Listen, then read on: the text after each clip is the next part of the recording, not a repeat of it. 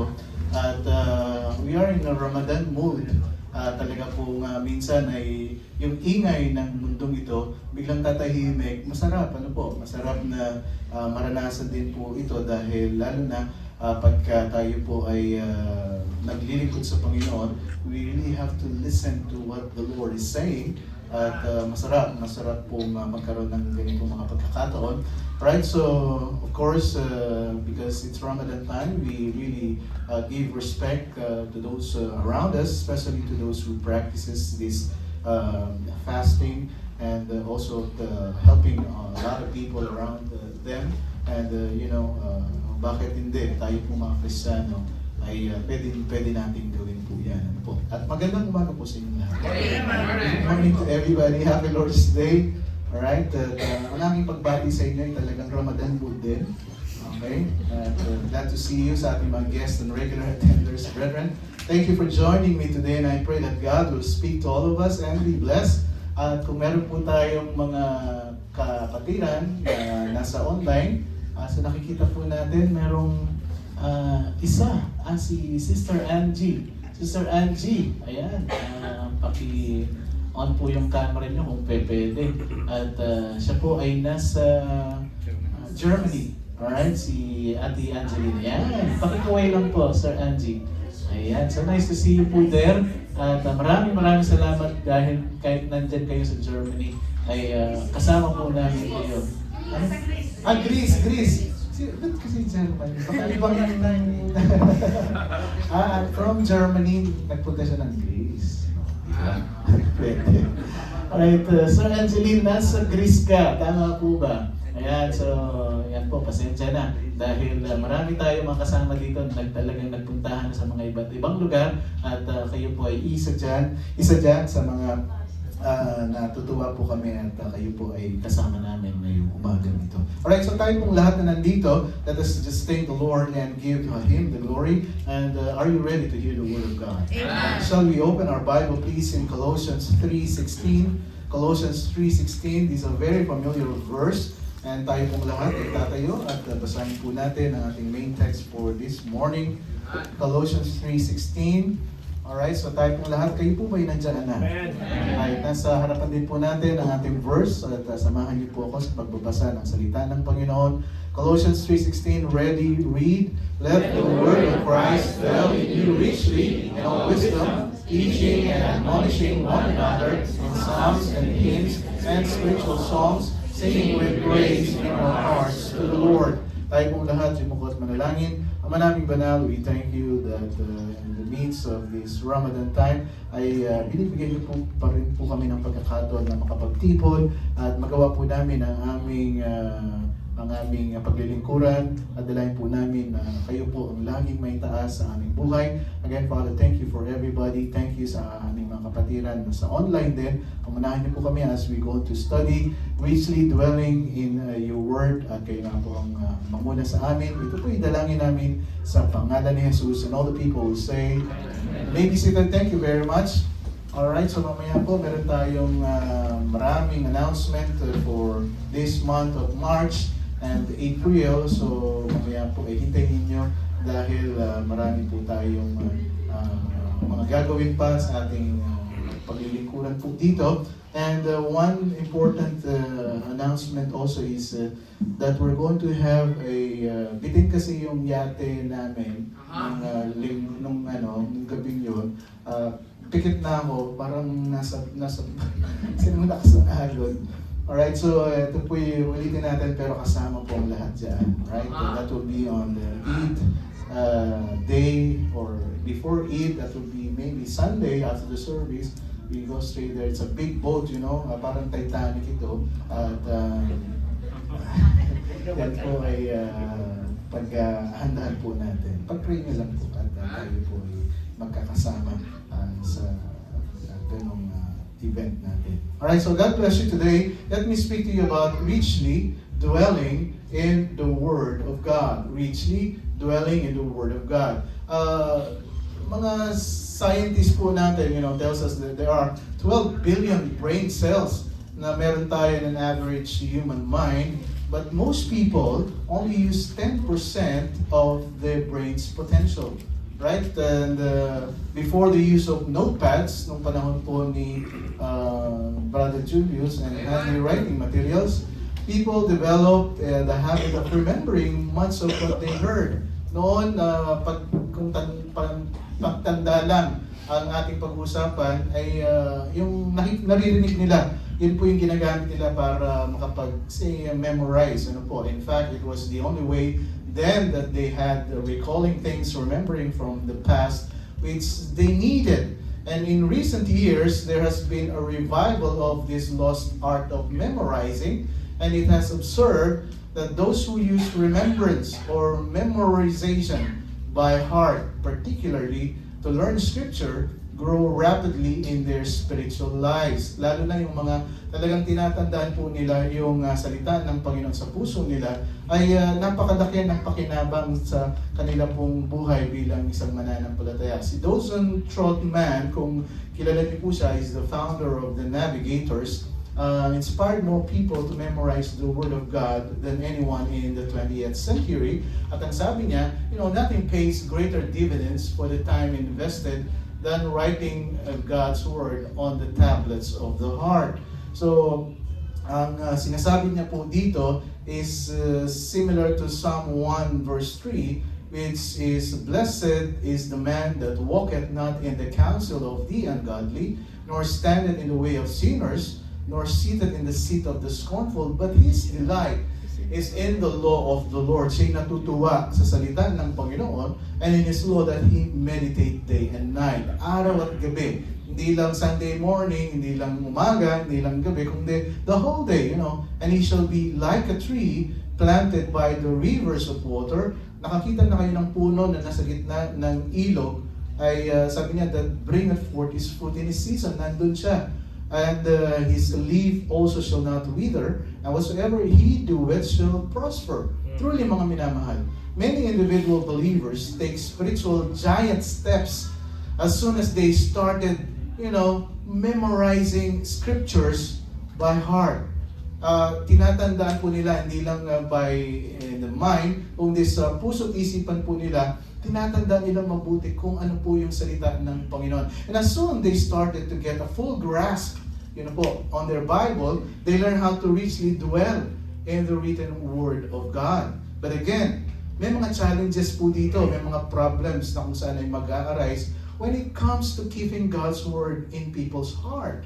Especially to many believers, na ang sinasabi nila, most of them, especially yung iba na hindi naman may mga edad na, ay ang sinasabi nila, nagkakaroon kasi ako ng mental block pagka nag-memorize ako ng salita ng Panginoon. But in only rare instances, it's that really true. Most of the time, mga kapatid, the problem is not really mental block. But there is this self-ambition block na pinag-uusapan, a self-centeredness desire. Because our fallen nature, there's no real desire to memorize God's Word. Romans 3:11, the Bible says, "There is none that understandeth, there is none that seeketh after God." Kung pag-uusapan lang, sabi niya, ang ating pagkatao, dahil nga fallen, meron tayong fallen nature, ay napakabilis nating magdahilan na hindi natin matandaan ang salita ng Panginoon. Sabi nga ng iba, buti pa nga yung phone pagka tinanong mo kung ano yung phone number ni ganito, agad-agad nating re-recall, tama po ba? And even entertainment industry, di ba? Pagka pinag-usapan na kung sino yung sikat na love team ngayon, ay nare-recall mo kaagad. Diba? Especially yung dami sa Pilipinas ng mga Koreano, na mga sumisikat and everything. Alam mo, kahit ang hirap ng yung mga ganun, di ba? Alam mo yung pangalan nila. Di ba? You see, we have watched and we remember them easily. Now, truly, the fact is, anyone can remember things easily. Napakabilis talaga nating, sabihin nating matandaan ang mga bagay-bagay. At the same time, it's true. Anyone can memorize the Bible verses as well. But again, only if we desire it. Kailangan talagang nanasahin po natin because true desire comes with determination. Sabi nga ng Proverbs 6:21, bind them, the word of God, continually. Ito po'y talagang tuloy-tuloy, upon thine heart. Itali mo sila sa puso mo, and itali mo sila doon sa iyong leeg. At sabi niya, pagka ikaw ay umalis, when thou goest, it shall lead thee. When thou sleepest, pagka natulog ka na, it shall keep thee. And when thou awakest, it shall talk with thee. Paggising mo talagang nangungusap sa iyo kasi alam mo, tinali mo na siya at nasa puso mo siya. And sabi niya, paggising mo pa, mangungusap na sa sayo. Di ba kasi karamihan sa atin ngayon, paggising natin, ang inahan natin yung cellphone natin. Sino kaya nag-message sa atin? True? It is true. Pero ito nga po ang sinasabi niya, itatahali mo yung salita ng Panginoon sa'yo. Pagkagising mo, it shall talk with thee. Minsan nagtatanong tayo, parang di ko yata naririnig ang Panginoon. Ang tanong dyan tandang-tanda mo ba ang kanyang salita? Honestly speaking, mga kapatid, memorizing by heart, particularly the Word of God, involves hard work. Talagang yan po sasadyain mo, talagang yan ay uupuan mo, talagang yan ay bubuklatin mo, at pagkatapos babasahin mo, pag-aaralan mo mabuti, at iintindihin mo. But the hardest it invested, the greater dividend it pays. Ikaw pa rin ang makikinabang. Kahit na nahirapan tayong mag-aral nito, ang pakinabang pa rin ay para sa atin po. Today, let's see what really dwelling richly in God's Word will do for you and me. And there are at least 6 brief points will benefit us na pag-aaralan po natin dito. These are non-exhaustive. Again, these are selected scriptures. I'm not doing an expository preaching here. But let's begin. This is a very, very nice one here.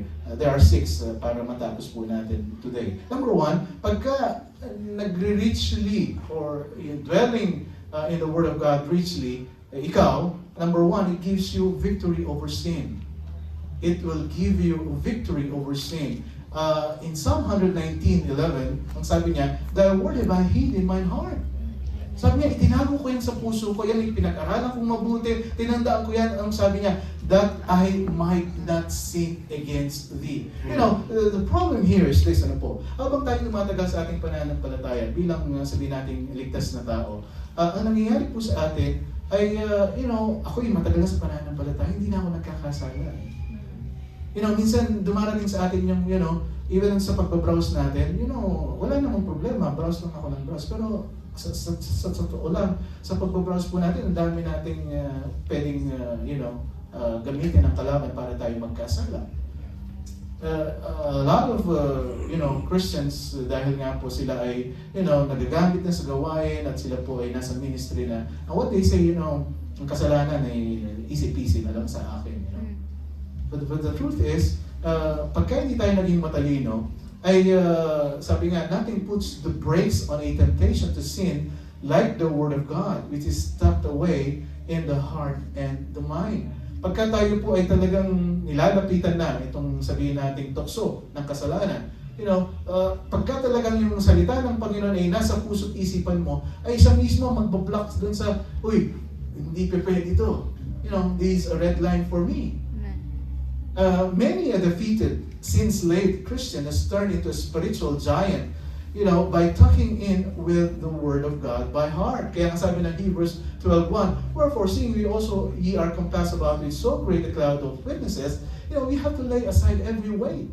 And not only every weight, ang sabi niya, and the sin which doth so easily beset us. Itong kasalanan kasing ito, minsan pagka hindi natin pinapansin, pero tayo nagkakasala na, makikita mo sa iyong spiritual life, ay bumabagal ka. Nag-slow down ka. At ang nangyayari, na dapat nandito ka sa gawain ngayon, ang nangyayari sila dahil, hindi naman talaga ako may kasalanan, hindi naman talaga ako nagkakasala. And ang feeling mo sa sarili mo, ay talagang, matagal na ako sa pananampalataya. At ang sinasabi ng Biblia, pagka sinasabi mong hindi ka nagkakasala, you make God a liar. At kailangan po tayong mag-ingat doon. At ang sabi niya, you have to lay aside all this, every weight and the sin, which doth easily beset us, and let us run with patience the race that is set before us. Most of the sin that so easily beset us don't really overpower us, but just ease us over the line between temptation and obedience. It is the red light of the Word of God flashes in our mind when temptation rears the ugly head and is often enough to stop us in our tracks. Each time you hear the Word of God, reject the inclination to sin, you strengthen your spiritual life. Pagka bawat kasalanan na nalalagpasan mo, ito po yung sinasabi ng Biblia sa atin, lalo mong pinapalakas yung spiritual life mo. You know why? Because you are being reminded, you have the Word of God, na kung saan ay, uy, kasalanan na to. Wala pong small and big sin, ha? Kasalanan is kasalanan. In front of God, yan po yung pare-pareho. Okay, hindi. Sinasabi kasi natin, maliit lang naman to eh. Ang Panginoon naman ay, is gracious God and is going to forgive me and everything. Sin is sin. There's no small, there's no big. Lies lang naman eh. Small lies lang naman eh. Maliit na pagsisinungaling lang naman eh. But it's still sin. Psalm 119 verse 9, wherewith all shall a young man cleanse his way. These young people really address to you. I mean, us, yeah. We're still young at heart. Bakit hindi? Pwede naman. Wherewith all shall a young man cleanse his way. Paano natin lilinisin yung ating pamamaraan? Anong sabi niya? By taking heed thereto, according to thy word. Amen. See, kaya nga, itong mga young people natin ito, sabi ko nga po sa inyo, at your age, you have to really, really study the Word of God. And put it in your heart. Sabi ko nga sa inyo, kung kami po ay nakikita niyong nakakapaglingkod ngayon, kayo po ay mas gagamitin pa ng Panginoon. Mas marami pa kayong magagawa kaysa sa amin. And if you just, take heed thereto according to thy word. Victory over sin is a gradual process, and dwelling in the Word of God speeds up that process. Another one is, number 2, it helps you overcome worry. Alam mo, pagka-memorize mo, sabihin natin, nagre-read-dwell ka sa salita ng Panginoon, it helps you overcome worry. Psalm 119 verse 50, He is my comfort in my affliction. Sabi niya, pagka may mga problema ako, ito yung magko-comfort sa akin. For thy word hath quickened me. Alam mo, ito nga po yung nangyayari sa mga maraming tao pagka may mga problema na, di ba nga, ito yung ang feeling nila ay napakabigat naman ng buhay ko ngayon. Napakadilim naman ng aking paligid and everything. This is my comfort in my affliction.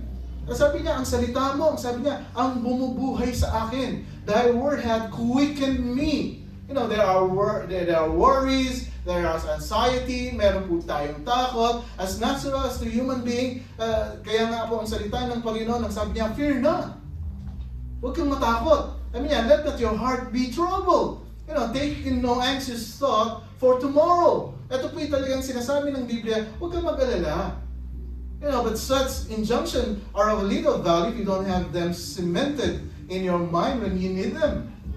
Kaya nga maraming mga Kristiyano ang bilis bumagsak kasi yung salita ng Panginoon po sa kanila ay talagang, hindi naman talaga basta maganda dyan, makarinig ako ng salita ng Panginoon pagka-Sunday, that's it. Yung pagbabasa ng Biblia, I don't need it, I'm busy, remembering God's Word gives us spiritual guidance. Psalm 119, 105, Thy Word is a lamp unto my feet and a light unto my path. Every day of our lives, ito po yung nagbibigay sa atin ng direksyon. Lamentation 3:19-23, remembering mine affliction and my misery, the wormwood and the gall, my soul hath them still in remembrance, and is humbled in me. Ito po yung pagkakataon na kung saan ay ang dami na ng problema, pero sabi ni dito sa Lamentations ito, sabi niya sa verse 21, this I recall to my mind, therefore have I hope. Sabi niya, lahat ng mga problema ay talagang nakabalot na sa akin, nakapatong na sa aking mga balikat, pero I recall to my mind, therefore have I hope. I recall to my mind, sabi ng salita ng Panginoon, I don't have to worry. Because God is always with me. It is of the Lord's mercies that we are not consumed, because His compassions fail not. Ano sabi niya? They are new every morning. They are new every morning. Great is thy faithfulness.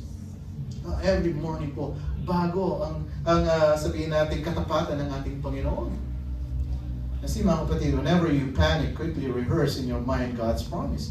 Sabi ng Philippians 4:19, but my God, what? Shall supply all my needs according to His riches in glory by Christ Jesus. You know, araw-araw po, ang Panginoon po yung magpo-provide sa atin. 1 John 4:4, ye are of God little children, and have overcome them, because greater is He that is in you than He is in the world. Yun ay, nasa puso mo ay mas malakas kaysa sa nasa mundong ito. Yung mga panunokso ng kalaban, mas malakas yung nasa sa iyo. 6 benefits of richly dwelling in the Word of God. It gives you victory over sin, helps you overcome more, and number 3, it speeds up the transforming process. You know, pagka memorize mo yung salita ng Panginoon, yung pong transforming process, ito po yung binabago niya tayo from our old man to the new man. Ito po talagang lalong bumibilis yung ating spiritual maturity. Kaya sabi ng 2 Corinthians 5:17, therefore, if any man be in Christ, he is a new creature. All things have passed away. Behold, all things are become new. All Christians talents to be transformed. At ito po'y lakad ng bagong nilalang. Transformation is a result of a process of growth. If you want to be effective in your Christian life, mga kapatid, memorizing the scripture can speed up the process of transformation remarkably. Bakit? Because the secret of transformation is the renewing of your mind through the Word of God. Ano sabi ng Romans 12:1? I beseech you, therefore, brethren, by the mercies of God, that ye present your bodies a living sacrifice, holy, acceptable unto God, which is your reasonable service. And verse 2, and be not conformed to this world, but be transformed by the renewing of your mind, that ye may prove what is that good and acceptable and perfect will of God. You know, pagka meron kang salita ng Panginoon, ito po itutulong sa iyo how to renew your mind. You know, imagine niyo na lang kung walang salita ang Panginoon. Biruin niyo yun, tayo po ay iikot na lang ang buhay natin sa mga pamamaraan ng tao, sistema ng mundong ito. At siguro kung tayo po, wala tayo ng salita ng Panginoon, tayo nga, sabi niya, ang pinakamiserableng tao sa mundong ito. You know, the more scripture you learn and incorporate into your life, the faster you will conform your life to the wisdom of God as the Bible teaches. You know, kung bakit nawawala yung transformation, hindi natin nagawa yung transformation, because we don't want to renew our mind by the Word of God. Yung renewal of mind natin, alam niyo po, yung ginagawa natin, alam mo, Pastor, marami akong stress ngayon, mag-yoga ako. Diba? Now, this renewing of the mind by heeding to the Word is particularly effective in changing your thought life. Sabi ko nga po sa inyo, ang kalaban, ang dami niyang mga tinanim sa ating puso at isipan, lalo na nung hindi pa tayo mananampalataya. At dahil ngayon tayo ligtas na, eto nga po yung naglalaban. At pagka hindi tayo nag-dwell richly sa salita ng ating Panginoon, alam niyo po ba yung thought life natin, bumabalik. Bumabalik kung ano po yung mga nakita natin, kung ano po yung tinuro sa atin, kung hindi pa tayo Kristiyano.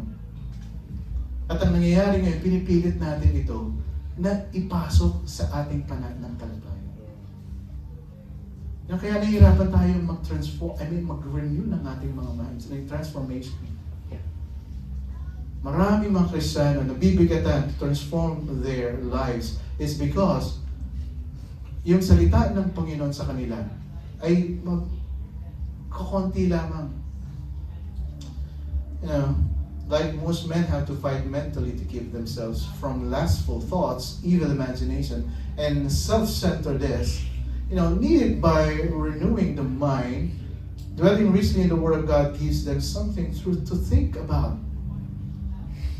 You know, rather than just guarding against harmful thoughts. This same technique has proven helpful. Ito po talagang nakakatulong sa atin bilang mga Kristiyano to guard our thoughts against what? Envy? Against resentment? Against revenge? magiganti ako. And other thoughts pattern that are contrary to God's will for our lives. Number 4, 6 to nangalahati na tayo. Pa-amen naman kayo. Amen. Number 4, it helps you avoid humanistic influences. When the Word of God richly dwelling in your heart and mind, it helps you avoid humanistic influences. Ano sabi ng 2 Timothy 3:16? All scriptures given by inspiration of God and is profitable for doctrine, for reproof, for correction, for instruction in righteousness. Ano sabi niya? That the man of God may be perfect, truly furnished unto all good works. Pagka ang salita ng Panginoon ay talagang pinagyayamanan mo at talagang dwelling richly in your heart and mind. Sabi niya, talagang yan ay pakinabang sa mga turo. Malalaman mo kung ano yung tamang turo at ang mga maling turo. Anong sabi pa niya? It is for reproof. Kung gusto mo na kailangan ng proof, sabi niya, ito po'y gagamitin mo for correction. Meron kang kinokorrect sa buhay mo. Sabi niya, gamitin mo ang salita ng Panginoon. For instruction, sabi niya, ito ang gamitin mo para lalong tumibay ang iyong pananampalataya in righteousness. That the man of God may be perfect, truly furnished unto all good works. Kaya sabi ko nga po sa inyo, napakahalaga po nito na ang salita ng Panginoon ay talagang nananalahan sa atin ng talagang pagyamanin po natin sa ating puso't isipan. One of the reasons, so many Christians suffer a lapse of faith. Minsan talagang mainit tayo, minsan malamig tayo, minsan gusto nating maglingkod, minsan ayaw nating maglingkod. It's because they have so little wisdom of God.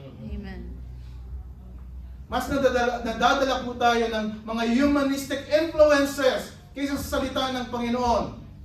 You have to safeguard your minds through scriptures. They become vulnerable to the wisdom of this world when others bombard their minds with secular humanism. Mga kapatid, see brethren, if you remember well the Word of God, understandably, you'll be able to reject and avoid those false theories of humanistic psychology as seen in their counseling. Mga kapatid, violation of scriptural principles and false teachings. Lagi ko pa sinasabi po sa inyo, hairline lang po ang pinagkaiba ng false teaching against the true Word of God. What do I mean by hairline? Kumuha ka ng isang buhok, ganun lang po kanipis ang pinagkaiba ng katotohanan sa hindi totoong turo ng salita ng Panginoon. Amen. Now, there are a lot of Christians today that you can see. Nasa akala natin, naririnig ko naman na pinipreach niya yung pinipreach ko. Yung salita ng Panginoon ang ginagamit niya. Pero, okay naman. Kapatid, mag-ingat. Man's wisdom, as the Apostle Paul calls in the book of 1 Corinthians, is very subtle and appeals to the human mind. Napakatalino po nito. At talagang tayo po ay aaliwin niyan at sasabihin niya na, eto nga, kami nga dito, hindi naman kami ganun ka-stricto sa aming paglilingkuran. You can do everything in 1 Corinthians 2:1, and I, brethren, when I came to you, came not with excellency of speech or of wisdom, declaring unto you the testimony of God. Sabi niya, dumating ako sa inyo, sabi niya, hindi para makita niyo na ako'y napakagaling magsalita sa harapan niyo, sabi niya, but, sabi niya, declaring unto you the testimony of God.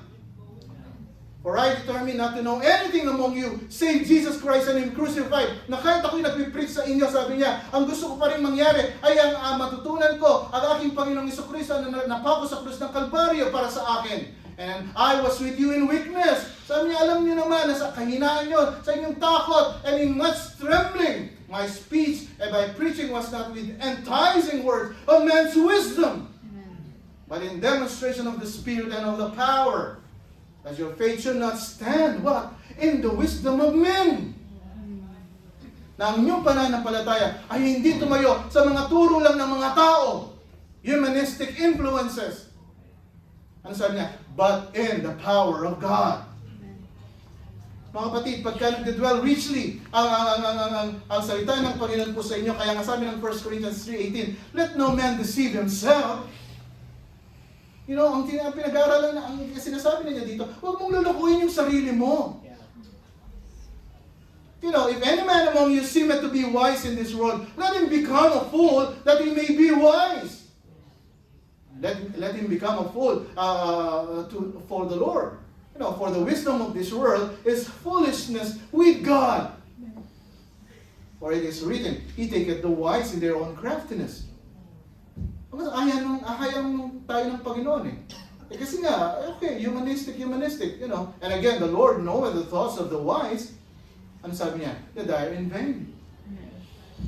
Kaya wala tayong pwedeng ipagmalaki sa harapan ng Panginoon. The only safeguard is the wisdom of God. As it is revealed in Scripture, and the best way to learn that wisdom is to keep it deeply in our hearts. Talagang when the Word of God reaches deeply dwelling in you, talagang ito nga po yung magpoprotekta po sa atin. You know, sometimes you have to make instant decision in life. And no time to run to your Bible and old book studies. But with a backlog of Scripture stored in the cells of your brain, you will find it much easier to make the right decisions. Napakahalaga po na matandaan po natin ang salita ng Panginoon. The fifth one, 6 benefits on richly dwelling on the Word of God. It outfits you or suits you for unlimited service to God. Pagka ang salita ng Panginoon ay talagang nananahan na po sa atin, alam niyo po, napakadali na lang maglingkod eh. Kaya hindi mo napipilitin ang sarili mo. The lives of believers ought to reflect the newness of life in every area of our lives, and we especially ought to be exhibiting Christ-like love.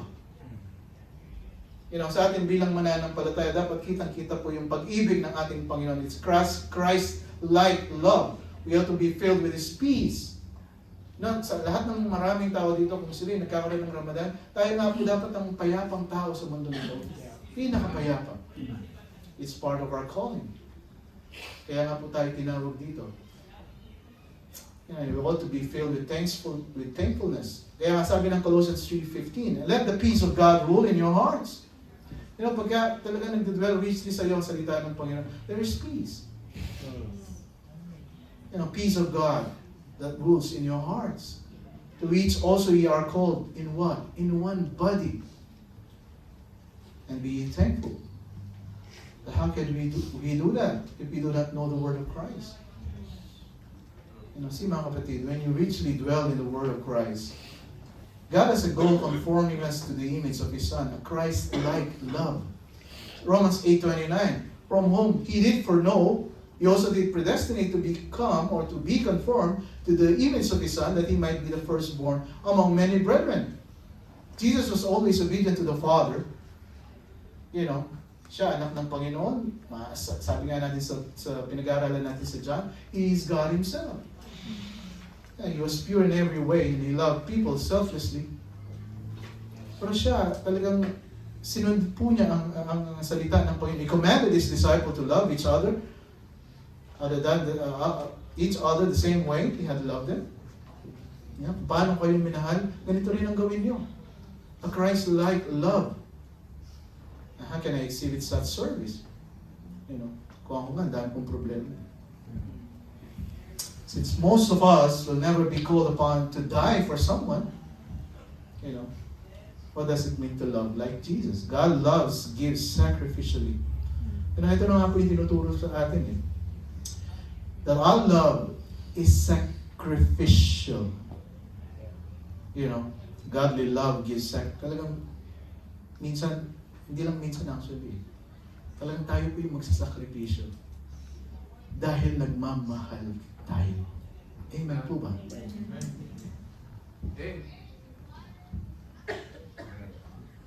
We are willing to part, you know, with money, time, and possession in order to serve other people. Ginagawa po natin ito. Kaya nga meron tayong kahon ng pagpapala this month. Kung yung mga nagraramadan ngayon, eh, meron silang buwan ng, you know, tahimik, yung sarili, chine-check, tapos meron silang pagtulong. Why not us? You know, we recognize that all we have is unknown to us from our Father in heaven, and we are responsible for what we do with it. You know, godly love gives sacrificially. Jesus was undiscriminating in the way He loved. You know, hindi po siya pumipili kung sino mamahalin niya. Hindi niya sinabi na, ikaw, ang matamo sa nilong mo, mamahalin kita. Diba? Yung ating, yung yati natin, yung husband and wife, couples na. Sabi ko, bitin talaga siya. Kasi hindi kami nagkaroon ng question and answer portion. Dapat mayroong question and answer eh. Diba? Dapat pala in-extend ko na yun hanggang 12 o'clock. Diba, para magkaroon kami ng gano'n. Pero sabi ko, meron pang isang Sunday na darating. Mauulit siya. Magkakaroon ng couples section doon sa bangka. Merong single section. Merong mga junior section. Iikot ako at talagang magbibigay ako dyan ng mga... Actually, seriously speaking, kulang talaga. Wala kaming question and answer. Yun ang sabi ko. Yun dapat ang question and answer. Diba? Tama po ba? Kasi after nung nag-pray na ako, nagbabaan na tayo, tapos nag-uwi na, parang wala lang. Pero napakasaya po kasi ngayon ko lang nakita yung mga couples na talagang gutom na gutom. Kasi na yung video niya, Ang dami namin pagkain. Actually, nung nagsasabi na ito yung pagkain na dati, sabi ko, ang dami namin pagkain. Tama po ba? At dahil siguro sa kakahintay kinastin, sabi na.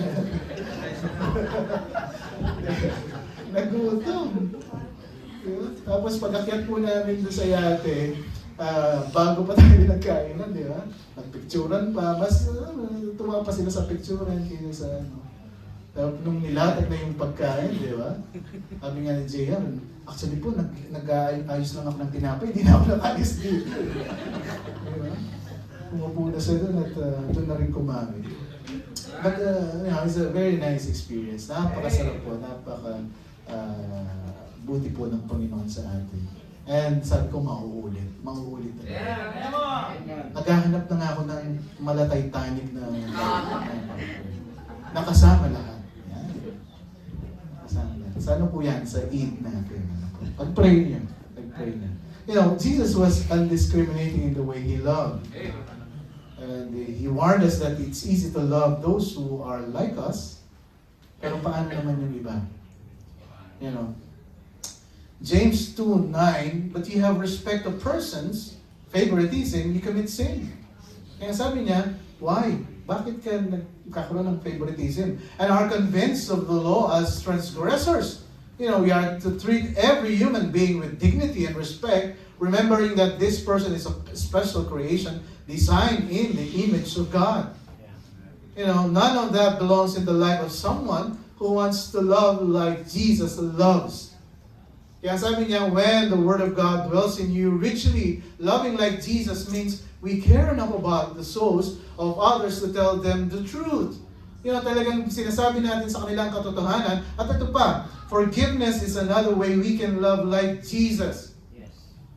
You know, tayo pong mga Kristiyano ay talagang inuutusan na magpatawad ng mga tao na nakit sa atin o kung sino man yan, na kailangan natin silang patawarin kahit na ano pang bigat ang ginawa sa iyo. You know, when the Word of God dwell in you richly, naintindihan niyo po, yung salita ng Panginoon, nasa puso't isipan niyo, napakabilis magpatawad. Napakabilis. Pero kung tayo lang, sa sarili natin, hindi kita patatawarin kasi sinaktan mo ko yan. Tama po ba? Diba, ginawa ko na lahat para sa iyo. Pagkatapos ganito lang, gagawin mo sa akin. Diba? Binigay ko na lahat, pinagluto na kita, pinamalansa na kita, pinaglabo pa kita. Diba? Forgiveness is another way we can love like Jesus. We cannot love someone we won't forgive. Mga kapatid, I will repeat. Hindi mo kayang mahalin ang isang tao na hindi mo pinapatawad. Amen po ba? Amen. Parang konti lang pa amen. Amen po ba? Amen. Jesus does not hold our forgiven sins over us. You know, nung tayo po iniligtas ng Panginoon, yung lahat ng kasalanan natin, tinabi na niya. Actually, tinabi na. He pronounces us clean. and restored.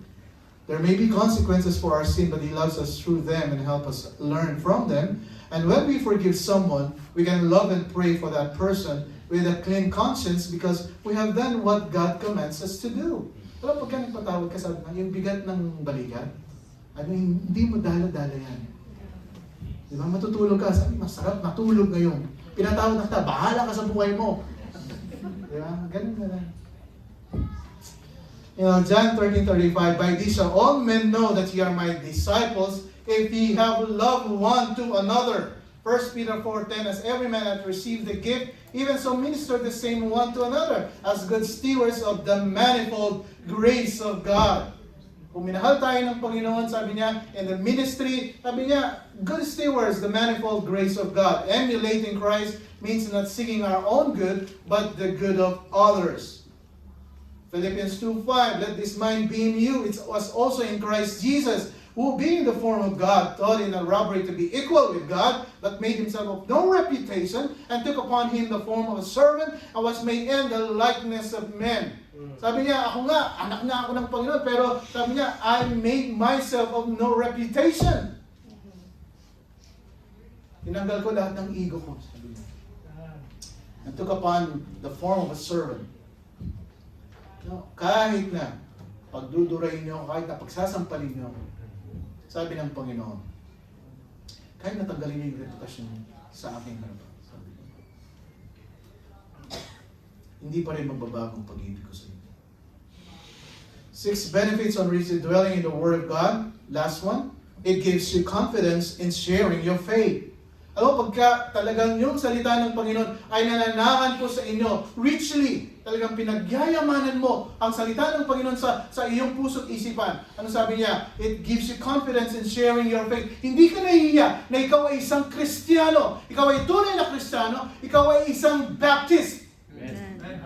Alam mo yung tinatayuan mo. Sabi ng Isaiah 55 verse 11, so shall my word be that goeth forth out of my mouth, it shall not return unto me void. Every time you share the gospel, every time you share the word of God, it shall not return to me void, but it shall accomplish that which I please.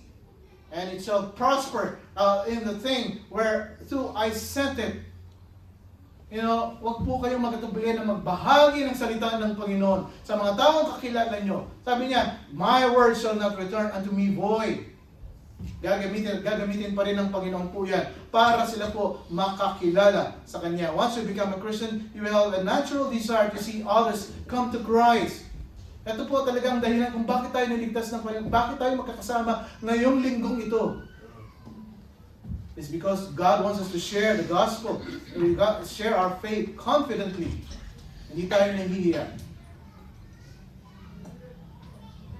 Pagka nagdadwell richly sa iyo ang salita ng Panginoon, hindi ka mahihiya ikaw ay isang Kristiyano. Hindi mo ikakahiya na ikaw ay nag-church sa Bible Baptist Church, Dubai Emirates. The Heavenly Father says His word, Isaiah 55 verse 11, so shall thy word be that go and work out on my mind. It shall not return to me void, but it shall accomplish that which I please.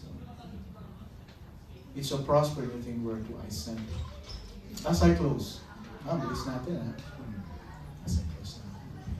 As I close.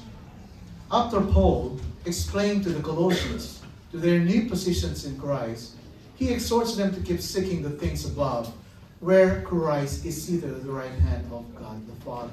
Colossians 3:1. If ye then be risen with Christ, kung kayo ligtas na, seek those things which are above, where Christ seated on the right hand of God. Kung ikaw ay ligtas na, talagang dwell richly in the Word of God. You grab that privilege to learn the Word of God. Buksan mo yan, basahin mo yan. Believers should be setting their minds on things above, not on things on this earth.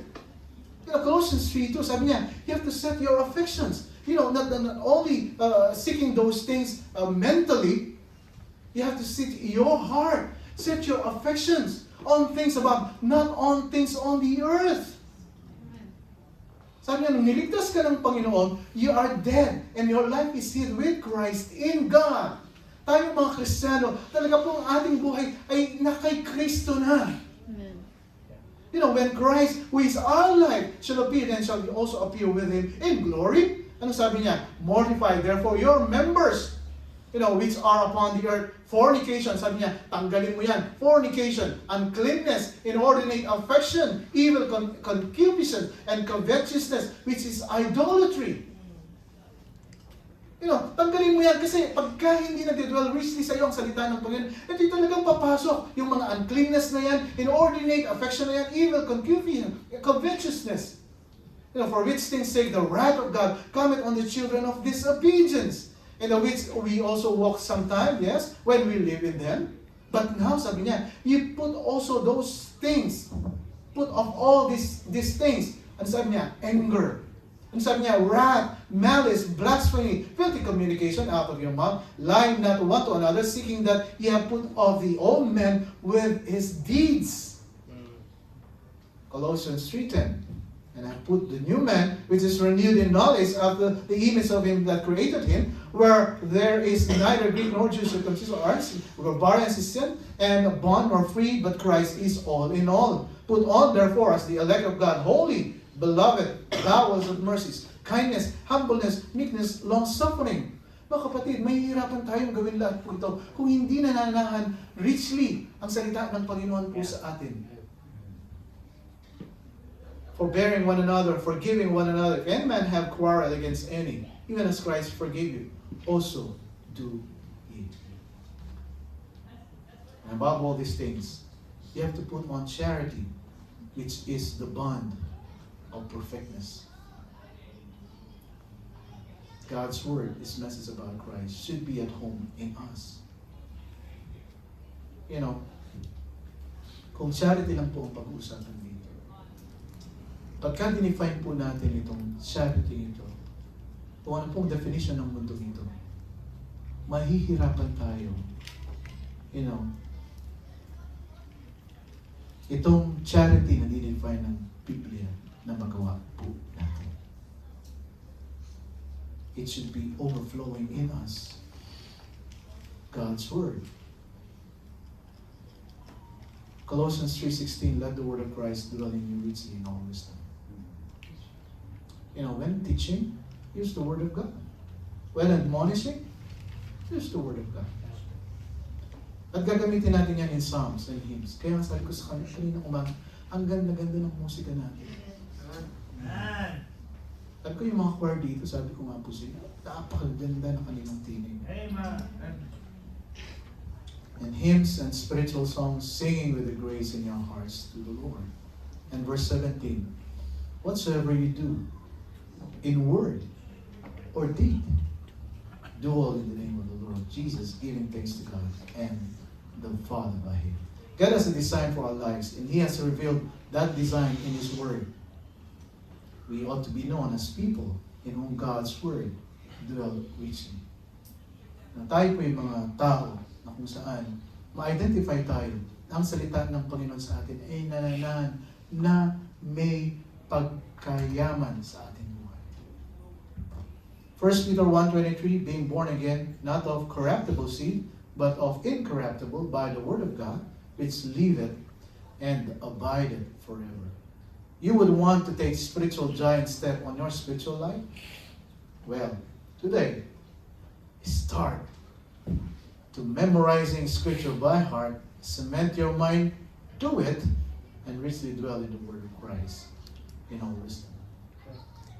Ang Biblia po is far more than a doctrinal guidebook. It is alive, it is quick and powerful. Amen. And the Bible is the breath of God. Amen. It is God breathed. There are 6 benefits on dwelling richly in the Word of God. Pagka nananahan po sa atin ang salita ng Panginoon, gives us a victory over sin. Tulungan niya tayo ma-overcome yung mga anxieties natin sa buhay. It gives us confidence in sharing our faith, speeds up the transforming process, helps you avoid humanistic influences and outfits. you for unlimited service to God. Colossians 3:16, the Bible says, "Let the word of Christ dwell in you richly in all wisdom, teaching and admonishing one another in psalms and hymns and spiritual songs, singing with grace in your hearts to the Lord." Brethren, aking mga minamahal na kapatid, let us all richly dwell in the Word of God. Tayo pong lahat tumayo. So we all stand at peace, so we bow our heads and close our eyes. So we pray. Heavenly Father, we thank you, O Lord, that as we gather, as we do everything that we're doing here, we thank you because we have your Word in our hearts and minds. Help us, Father, na habang kami pinagpapatuloy sa aming paglilingkuran, sa aming buhay pananampalataya, kami nga po ay ma-identify, recognize as people na kung saan ang salita niyo po ay nananahan sa aming puso at isipan. Tulungan niyo po kami, Panginoon. Sa lahat po ng mga challenges po namin sa buhay, mga tukso na binibigay po sa amin ng kalaban, ito po'y malagpasan po namin sa pamamagitan ng inyong pong mga salita. Again, Father, maraming salamat, Panginoon, sa inyong pong pagtuturo sa amin. At ito po'y panalangin namin sa Panginoon. Sa abang bawat sa po sa atin, makayuko at nakapikit ang ating mga mata. God has spoke to our hearts. Why don't you come and speak to God? Kausapin mo, Panginoon, Panginoon. Talagang lately, hindi ko binabasa ang Biblia. Mas updated pa ako sa mga balita, sa mga entertainment na napapanood ko. But today, O Lord, gusto kong gumawi. I'm going to put priority in reading and studying and memorizing verses sa aking puso at isipan. I'm going to do this. It's a hard work, O Lord, but I push myself.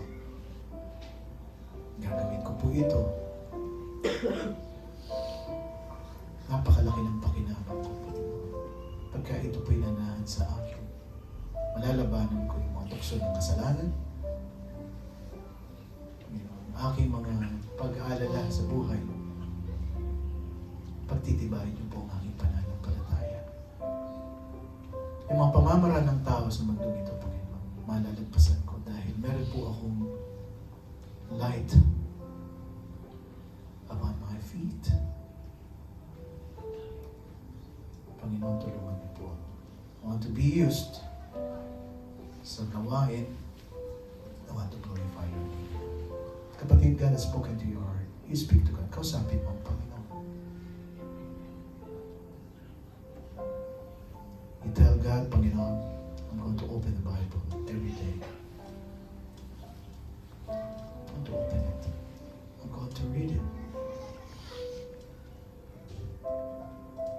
I'm going to study it, rightly dividing the word of truth.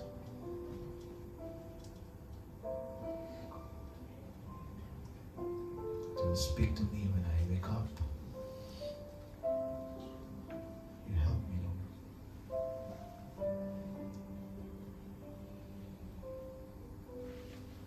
Shall we find a partner? Tayo po'y mananalangin sa bawat isa.